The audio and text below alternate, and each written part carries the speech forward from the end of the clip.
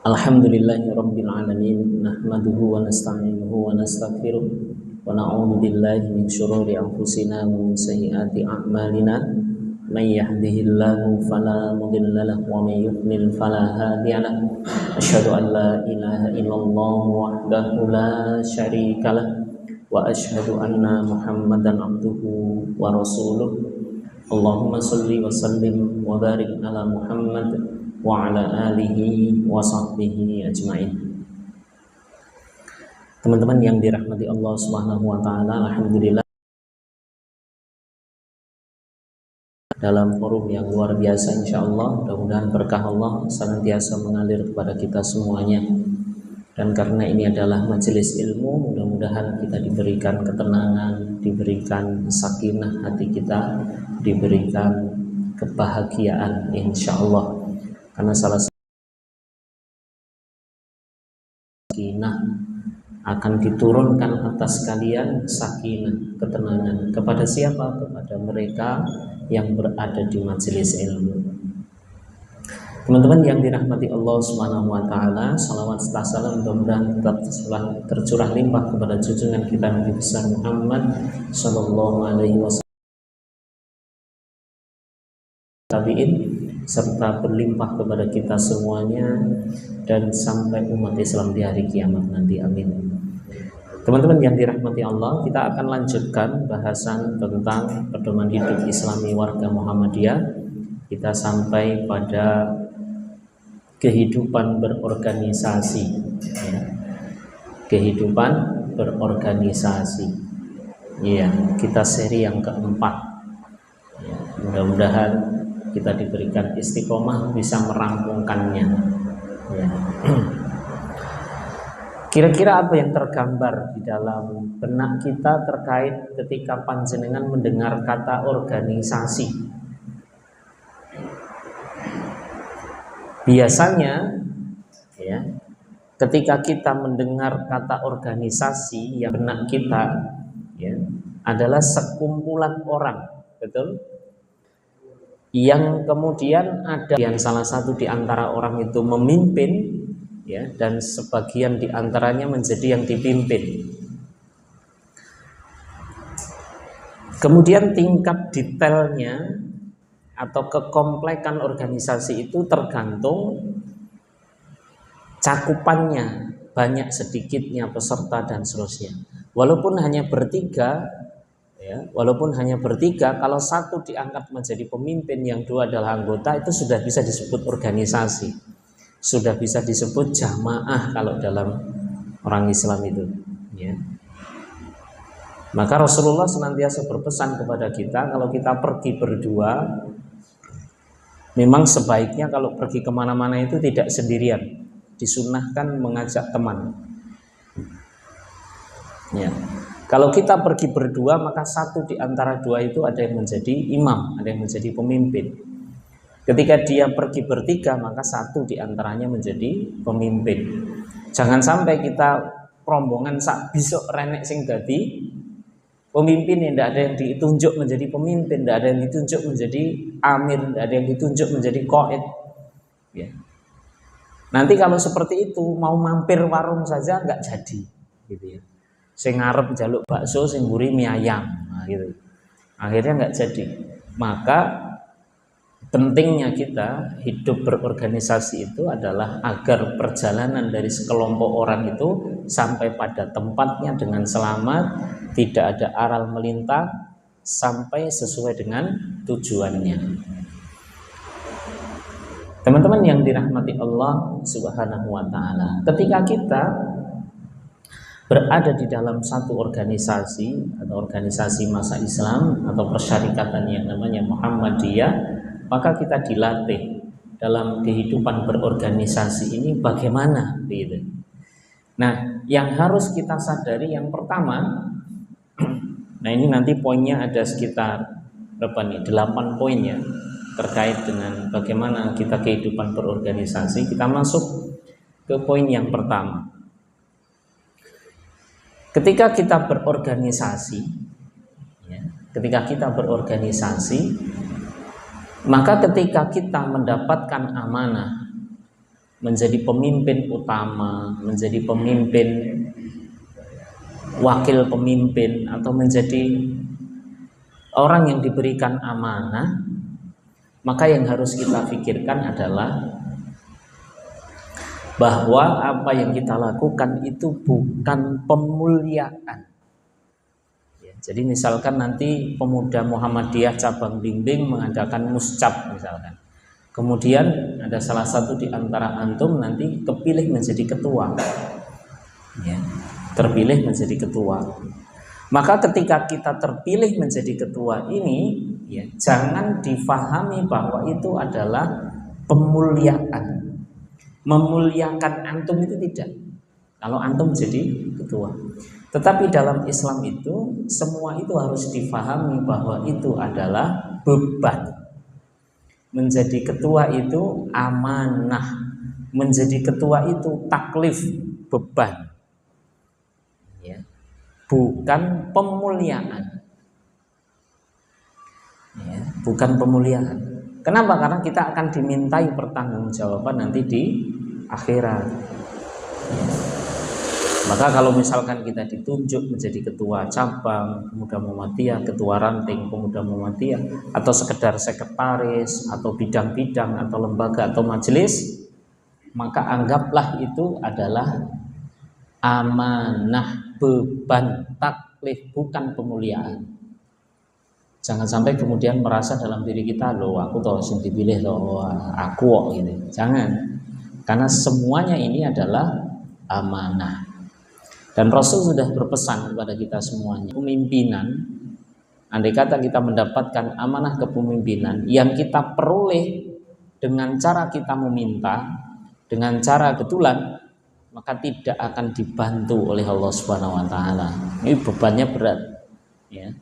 Makanya namanya kepemimpinan itu, ya, jangan ojo wani-wani, kalau orang Jawa bilang itu, ojo wani-wani gitu. Artinya apa? Artinya kalau diamanahi bismillah. Tapi kalau tidak diamanahi jangan meminta. Ya. Kalau diamanahi bismillah. Karena nanti kalau diamanahi kok kita tidak mau, orang lain juga nggak mau, nanti semua nggak mau, nggak ada yang jadi pemimpin. Maka kalau sudah dilihat, dipandang kok pantas, kemudian amanah itu diberikan kepada kita, terima saja, bismillah, minta kekuatan dari Allah Subhanahu wa taala. Tetapi kalau tidak diberikan kepada kita, sebaiknya kita tidak usah meminta, ya, sebaiknya kita tidak usah meminta. Kalau kita meminta amanah, meminta jabatan, itu nanti akan berat nanti di akhiratnya. Kecuali, ada pengecualiannya. Kecuali kondisinya sebagaimana kondisi Nabi Yusuf. Ya. Jadi Nabi Yusuf itu menjadi menteri atau menjadi perdana menteri Mesir, itu meminta Nabi Yusuf. Kenapa Nabi Yusuf meminta? Karena orang Mesir saat itu, ya, orang Mesir saat itu tidak ada yang punya kompetensi untuk memimpin. Dan ini diketahui oleh Nabi Yusuf. Dari mana? Dari wahyu, pemberian dari Allah Subhanahu wa taala. Maka kalau dalam posisi seperti itu, ya, maka minta tidak apa-apa. Kenapa? Karena kalau tidak diminta nanti akan jatuh kepada orang-orang zalim. Gitu, jatuh kepada orang-orang zalim. Tetapi saat ini dalih itu atau dalil itu juga dipakai oleh orang-orang zalim. Gitu. Orang-orang zalim itu memakai itu, lah aku nek ra njaluk engko dicekel liyane gitu, padahal dia sendiri sebenarnya ya enggak kompeten gitu. Enggak kompeten. Kok nek aku ra njaluk dicekel liyane kan gitu. Nah, ini. Nah, jadi teman-teman yang dirahmati Allah Subhanahu wa taala, maka sekali lagi kepemimpinan itu tidak usah diminta. Tapi kalau datang kepada antum, maka terima itu sebagai amanah dan tegakkan sebagai amanah itu dengan seadil-adilnya. Karena kepemimpinan itu sebenarnya bukan pemuliaan. Walaupun nanti kalau sudah jadi pemimpin itu biasanya konco-koncone do segan ngajeni dan seterusnya.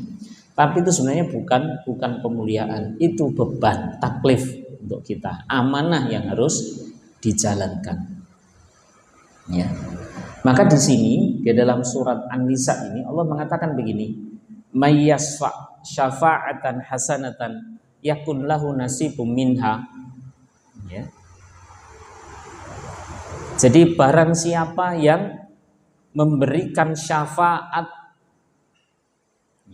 yasfa syafa'atan hasanatan,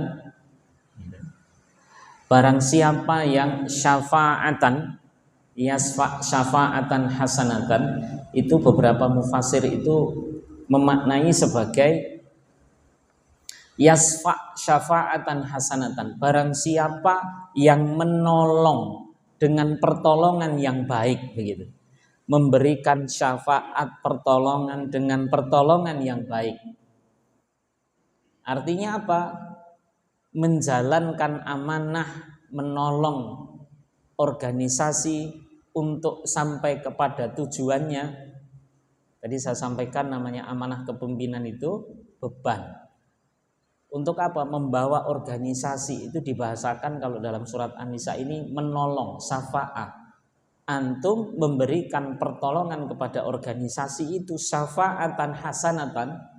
Ketika kita berikan itu pertolongan yang baik, antum urusi organisasi itu dengan baik, antum amanah dalam mengorganisir organisasi itu, maka yakun lahu nasibum minha, ya. Maka niscaya ia akan memperoleh bagian pahala daripadanya. Jadi kalau kita diberikan amanah, ya, sebagai pemimpin organisasi, dan organisasi itu kita kelola, kita tolong, kalau bahasanya di sini syafa' yasfa' syafa'atan hasanatan, kita tolong, kita kelola dengan baik, maka yakun lahu, ada untuknya nasibun minha, ya, memperoleh bagian dari pahala ketika kita memimpin atau mengurus organisasi itu dengan baik. Wa man yasfa' syafa'atan sayyi'atan, tetapi ketika kita diberikan amanah tapi tidak kita tolong dengan baik organisasi itu, tidak kita kelola dengan, ya, kita tidak dengan baik mengelolanya, yakun lahu kiflum minha, maka dia akan memikul beban, memikul dosa daripadanya. Jadi sekali lagi, menegakkan amanah di dalam organisasi itu sama dengan taklif, sama dengan menjalankan atau menegakkan amanah. Kalau kita tolong dengan baik, kita amanah, maka kita akan mendapatkan bagian dari pahala. Tapi kalau tidak baik kita kelola, kita tidak baik dalam mengelola, termasuk dalam mendapatkannya, maka kita akan memikul beban daripada dosa. Wa kanallahu ala kulli syai'in muqita, dan Allah Maha kuasa atas segala sesuatu. Jadi kalau kita mendengar, mungkin di beberapa organisasi, termasuk ada beberapa organisasi masa Islam yang ketika muktamar atau ketika munas dan seterusnya menentukan pemimpin baru, itu ada kasak kusuk dan seterusnya, bahkan ada yang menggunakan money politik. Itu kita minta saja, mohon saja kepada Allah agar persyarikatan yang kita ikuti ini, Muhammadiyah ini, tetap berjalan di sirotol mustaqim, berjalan di jalan yang lurus, tidak terpengaruh dengan hal-hal yang seperti itu. Karena kalau sudah terpengaruh berat, teman-teman yang dirahmati Allah. Ya. Kenapa? Karena kalau kepemimpinan itu kemudian kita rebut, ya, kita minta, ya, maka kita tidak akan mendapatkan bagian yang baik dari itu. Kita malah mendapatkan sesuatu yang berat dan tidak akan ditolong oleh Allah Subhanahu wa taala. Tapi kalau itu diberikan sak kuat-kuate, wattaqullaha mastata'tum, bertakwa kepada Allah itu sekemampuan kita, maka Allah akan tolong itu. Allah akan berikan pertolongan itu. Ingat perang Uhud? Pernah membaca, mempelajari terjadinya perang Uhud? Pernah ya? Apa yang terjadi dengan perang Uhud itu? Kaum muslimin kalah apa menang? Etapa pertama kalah, walaupun hari ketiganya menang sebenarnya. Tapi hari ketiga ini jarang sekali diceritakan. Kenapa sampai kalah? Kenapa sampai kalah? Karena tidak taat kepada komando dalam organisasi itu. Kalau kita sudah diangkat menjadi ketua, itu bawahannya itu harus mentaatinya. Tapi dalam perang Uhud itu, ya, Rasulullah, sebagian para sahabat itu tidak mentaati Rasulullah. Akhirnya korbannya memakan korban yang banyak sekali. Paling tidak 80 sahabat senior itu meninggal, ya, syahid. Ya. Kenapa? Ya karena tidak menjalankan prinsip-prinsip organisasi dengan benar. Harusnya kalau namanya pemimpin itu memerintah, memberikan amanah, memberikan arahan bagi kita orang-orang yang dipimpin, ya. Itu kalau dalam konteks dakwah itu namanya qiyadah wal jundiyah. Kalau qiyadahnya itu sudah menentukan jalan, menentukan target-target, maka jundinya ini hanya ngikut saja sebenarnya.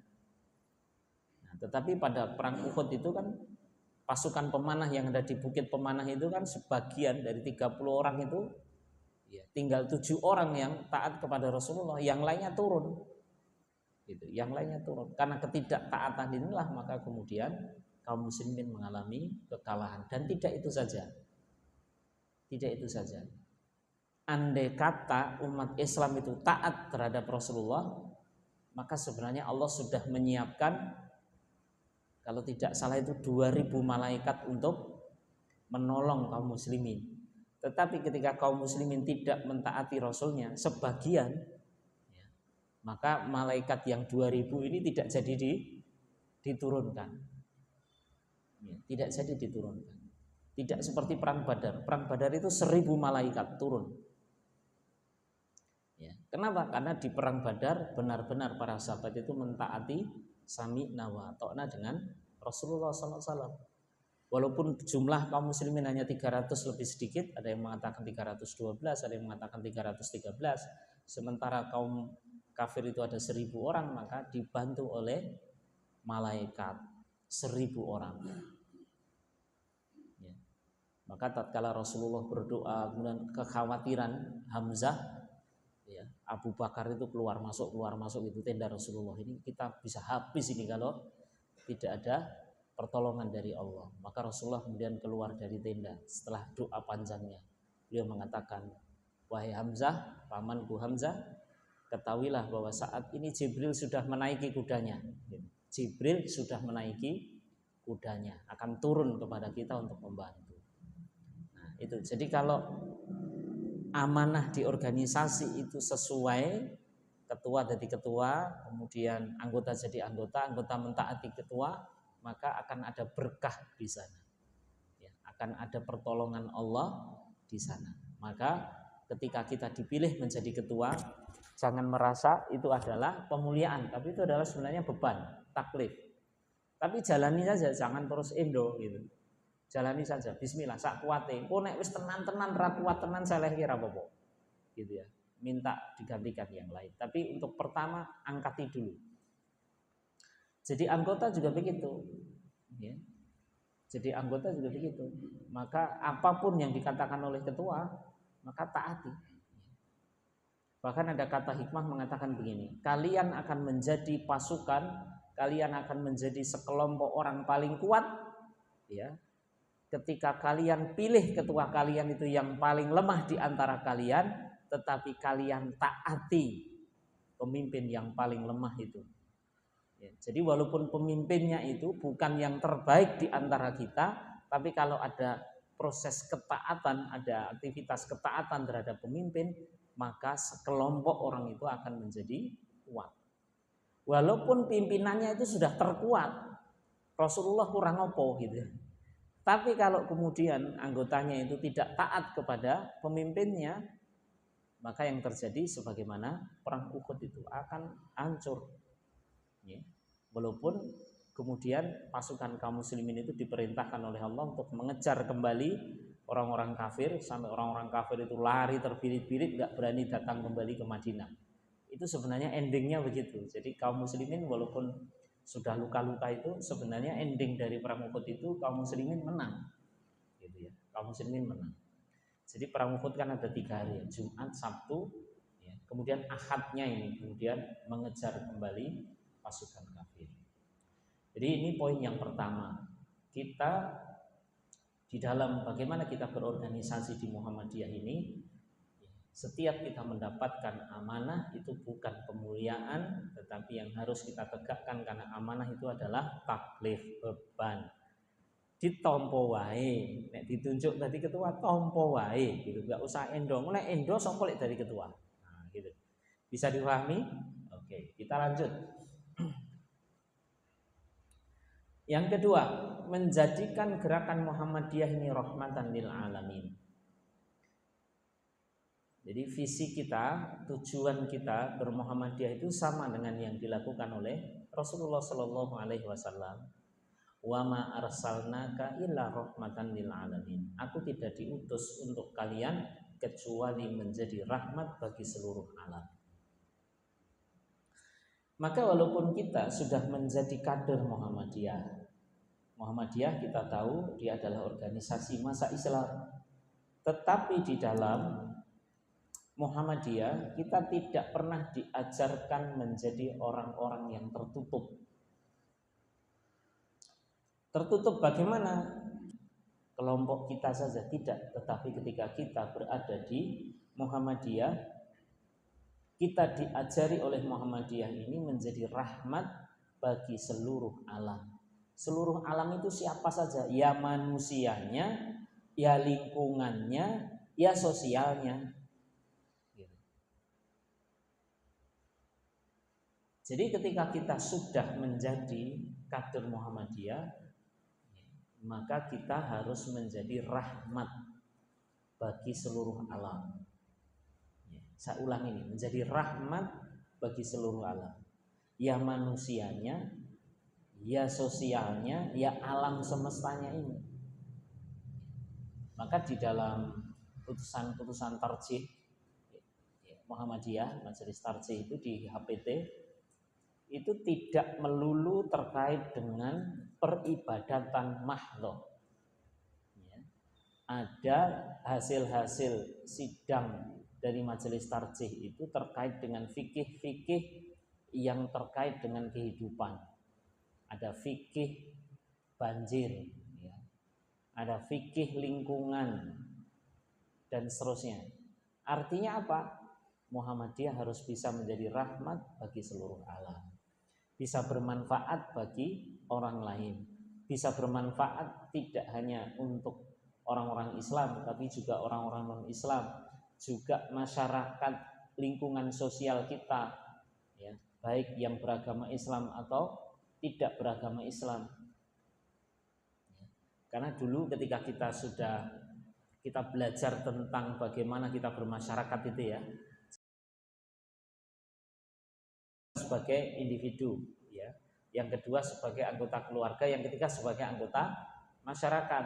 Apa yang harus kita lakukan? Klasifikasi tetangga, klasifikasi masyarakat itu pertama, ya. Yo tonggo, yo muslim, yo sedulur. Itu tetangga yang paling dekat, ya. Apa tadi? Yo tonggo, yo muslim, yo sedulur. Tetangga yang agak lebih jauh, yo tonggo, yo muslim, dudu sedulur.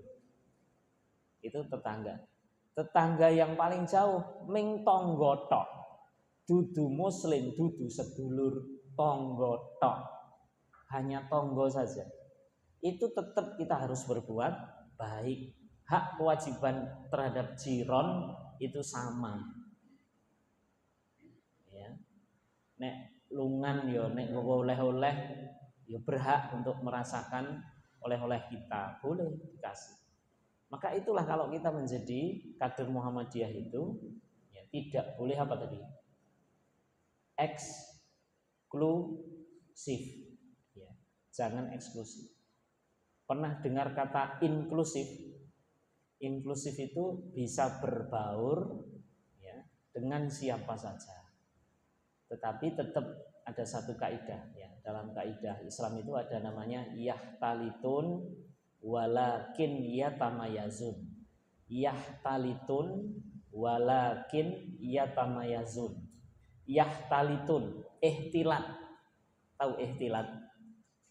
Campur baur. Yahtalitun, dengan siapa? Dengan masyarakat. Kita harus berbaur dengan masyarakat. Walakin, akan tetapi, ia tamayazun, tamayus istimewa. Jadi kita berbaur dengan masyarakat, tapi kita istimewa. Istimewa itu maksudnya apa? Berbeda dengan masyarakat kita. Jadi kalau kita hidup di masyarakat, bisa jadi masyarakat kita itu ada yang suka main ya, judi, ada yang suka minum, ada yang suka benbengi gitaran, benbengi dangdutan gitu. Rumang sani kupingnya menggone dhek tok gitu, tanggane randi kuping itu ada kayak gitu. Ya. Tapi kita bagaimana? Tetap kita berbaur dengan mereka. Walakin ya tamayazun, tapi kita punya keistimewaan. Ya. Kita berbaur tapi kita istimewa gitu. Istimewa itu terlihat beda gitu dengan mereka. Menonjol maksudnya kebaikannya gitu. Jangan seperti kaidah Jawa, ajur ajir, jangan. Ada yang mengatakan ajur ajir. Kalau ajur ajir itu artinya kita berbaur, yo memang benar-benar berbaur. Koncone main, melu main gitu. Koncone ngombe minuman keras, melu ya. Koncone nggodani cewek ning campur sari, melu. Nah, itu namanya ajur ajir. Enggak. Kita ada kaidah sendiri. Apa tadi? Yahtalitun walakin yatamayazun. Kita ihtilat berbaur dengan masyarakat kita, tapi kita menunjukkan keistimewaan kita. Nanti masyarakat itu akan menilai, oh iya masih kayak yo gelem kok tarub yo mangkat, kerja bakti yo mangkat. Pokoknya sing apik-apik lah mangkat. Gitu kan. Telung dinanan ra gelem, pitung dinanan ra gelem. Nanti masyarakat kita lama-lama akan menilai, oh berarti masih kae beda karo liyane gitu, punya keistimewaan. Ya. Nek dikai teh gelem, ya, dikai roti gelem, nek dikai rokok ra gelem. Nah, itu ya, nanti akan istimewa kita. Nah, itu namanya kader-kader Muhammadiyah menjadi rahmatan lil alamin. Mudah-mudahan bisa kita perankan itu di masyarakat kita. Baik, kita lanjut. Mengedepankan musyawarah dalam berorganisasi. Ya, mengedepankan musyawarah. Sebelum kita ke dalil yang ada di sini, saya ingin sampaikan dulu bahwa Rasulullah Shallallahu Alaihi Wasallam itu orang manusia yang paling dekat dengan Allah, manusia yang paling dekat dengan Allah. Misalkan Rasulullah itu tidak ingin mengajari kepada para sahabat itu pentingnya ya, musyawarah, maka Rasulullah akan tentukan jalan dakwahnya itu sendirian. Karena Rasulullah sudah pasti itu di backup sama Allah. Karena Rasulullah adalah manusia yang terdekat dengan Allah. Tetapi Rasulullah ingin mengajari kita semuanya bahwa segala sesuatu itu perlu dimusyawarahkan. Maka Rasulullah juga pernah mengajari para sahabat, pendapat dua orang kata Nabi itu lebih baik daripada pendapat satu orang. Pendapat tiga orang lebih baik daripada pendapat dua orang. Pendapat empat orang lebih baik daripada pendapat tiga orang, dan seterusnya. Artinya kalau yang urun rembuk ya, usul saran memberikan pendapat itu lebih banyak, itu akan lebih baik keputusannya. Karena masing-masing kita kan punya pengalaman yang berbeda-beda di dalam satu kasus. Dalam menghadapi satu kasus, mereka itu ya, atau orang-orang yang berkumpul itu kan punya latar belakang berbeda-beda. Maka semakin banyak ide untuk memutuskan atau untuk ya, memecahkan persoalan itu, hasilnya akan semakin sempurna. Ya, akan semakin sempurna. Kita azan jam berapa ya? Hah? 7:07. Ya, oke. Jadi ketika yang berpendapat itu lebih banyak akan menghasilkan keputusan yang lebih baik. Karena masing-masing orang itu kan punya latar belakang yang berbeda-beda. Lah, nanti kalau orang yang kita undang itu belum punya pengalaman bagaimana? Itu lebih baik lagi. Ya, jadi kalau kita ada kasus, kemudian yang kita undang itu orang-orang yang belum pernah punya pengalaman, itu biasanya akan muncul ide baru. Ketika kita musyawarah, yang kita undang itu kebetulan belum pada punya pengalaman, itu biasanya akan muncul ide yang baru. Maka Rasulullah itu biasanya, dan itu diteruskan, gaya itu diteruskan oleh Abu Bakar, diteruskan oleh Umar. Rasulullah, Abu Bakar, Umar itu kalau ada persoalan yang rumit, persoalan yang penting, maka yang dihadirkan di hadapannya adalah para pemuda-pemuda yang belum pernah punya pengalaman.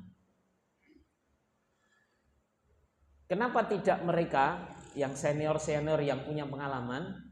Kelemahannya ada dua. Kalau kita menghadirkan para senior itu, ini saya tidak ngajani orang menghadirkan senior loh ya. Nanti kalau misalkan minta saran juga masih boleh sih, tidak apa-apa gitu. Ini saya cerita di zamannya Khalifah Umar. Ya. Biasanya itu yang ditareni itu dari kalangan pemuda-pemuda. Kenapa kok tidak yang tua?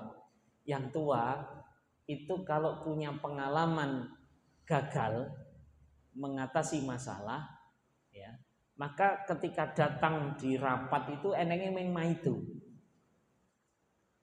Ada yang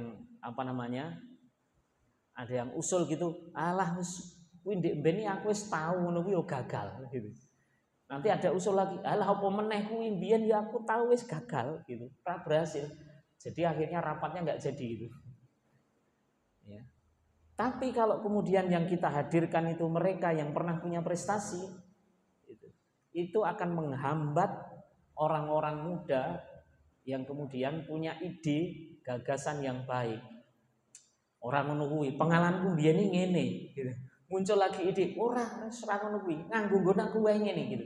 Akhirnya tidak muncul lagi ide-ide baru. Gitu. Maka Umar itu kalau ada persoalan rumit, itu yang diundang adalah mereka-mereka yang masih fresh. Belum pernah punya dosa masa lalu, kesalahan masa lalu, dan dia juga belum pernah punya keberhasilan masa lalu. Jadi nggak ada portofolionya yang gagal maupun yang berhasil gitu. Jadi semua coba-coba. Tapi itulah yang kemudian menyebabkan setiap keputusan para sahabat itu menjadi keputusan yang luar biasa.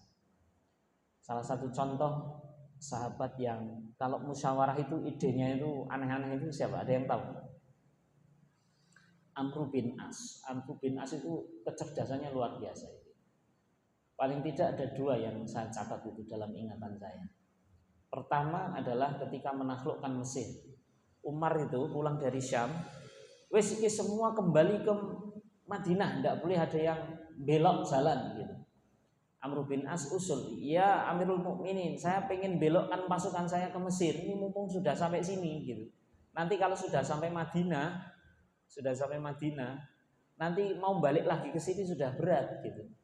Umar semula nggak boleh, tapi oleh Amr bin As itu dibujuk terus akhirnya ya wes tidak apa-apa gitu. Tapi Amr bin As itu memang membawa pasukan yang sami'na wa ta'na dengan dia, gitu. Dan dia tahu karakternya Umar. Umar itu biasanya kalau sudah sampai di Madinah, kemudian para sahabat-sahabat senior itu ngandani, itu akhirnya berubah pikiran Umar itu kadang-kadang begitu. Dan itu sudah ditebak oleh Amr bin As. Maka Amr bin As, ya, feelingnya itu nanti Umar pasti akan ngirim surat kepada kita. Oh ya, terus bagaimana? Coba kita tunggu saja. Ternyata benar, Umar sampai Madinah diingatkan sahabat-sahabat senior, wis Amr bin As kon balik wae. Oh, ngono ya. Iya, wis kon balik wae. Engko nek arep ning Mesir nyiapkan lagi pasukan baru yang fresh. Oke, Umar nulis surat. Kalimat Umar begini, andai pasukanmu belum menginjak tanah Mesir, maksudnya belum masuk ke wilayah Mesir, maka balik saja ke Madinah. Kita tunda penaklukan Mesir. Itu kalimat Umar dalam surat itu yang kemudian dikirim kepada Amr bin As. Tapi Amr bin As punya feeling, ketika surat diterima tidak langsung dibuka. Gitu. Amr bin As bilang sama pasukannya, jalan terus gitu. Jalan terus sampai kemudian masuk di wilayah Mesir. Begitu sudah masuk sampai di wilayah Mesir, baru dibuka surat itu. Apa tadi katanya? Kalau kakimu belum menginjakkan tanah Mesir, maka balik ke Madinah. Pas moco wis neng Mesir burung. Sudah. Gitu. Nah itu loh ide-ide anak muda, ya, yang tidak, artinya tidak, sebenarnya itu tidak membantah sama orang-orang tua, itu tidak membantah, tapi pinter saja gitu. Itu kan tidak membantah loh. Wong suratnya rung dibuka gitu. Suratnya rung dibuka, bukanya bareng wis tekan Mesir. Itu yang pertama. Yang kedua adalah ketika ada wabah taun, ya, corona di Syam pada waktu itu. Yang dipanggil Umar bin Khattab adalah Amr bin As. Kemudian Amr bin As bilang begini, jangan engkau campur kayu bakar yang sudah terbakar dengan kayu bakar yang belum terbakar. Akhirnya sekarang kita pahami sebagai konsep isolasi, memisahkan antara yang sudah kena dengan yang belum kena, nggak mungkin dibakar. Dan ide itu muncul dari anak-anak muda, Amr bin As. Nah ini, jadi kalau musyawarah itu baiknya ya memang antum nek diajak musyawarah, pengurus cabang, pengurus ranting dari yang sepuh-sepuh, ya itu menyiapkan ide-ide antum. Gitu. Nah itu. Jadi kita kembali ke sini, mengedepankan musyawarah. Bahkan Rasulullah saja sebagai orang atau manusia yang mendapatkan wahyu dari Allah itu tetap mengedepankan musyawarah. Contohnya ketika mau perang Khandaq, mau perang Uhud, ya, dan seterusnya, itu Rasulullah mengemukakan musyawarah. Sebagaimana firman Allah dalam surat Ali Imran ayat 159, "Fabima rahmatin minallahi lintalahum walau kunta faddan ghalidhal qalbi lam fattu min haulik fa'fu anhum wastaghfir lahum wasyawirhum fil amr." Dan bermusyawarahlah kalian dalam urusan-urusan. Fa idza azamta fatawakkal 'ala Allah. Kalau sudah bermusyawarah, kemudian kita sudah bertekad, maka tawakal kepada Allah. Innallaha yuhibbul mutawakkilin. Sesungguhnya Allah mencintai orang-orang yang bertawakal. Saya kira ini dulu untuk etapa pertama, untuk poin pertama. Sebelum kita sholat isya, kita tunggu adzan. Ya, saya cukupkan sekian. Assalamualaikum warahmatullahi wabarakatuh.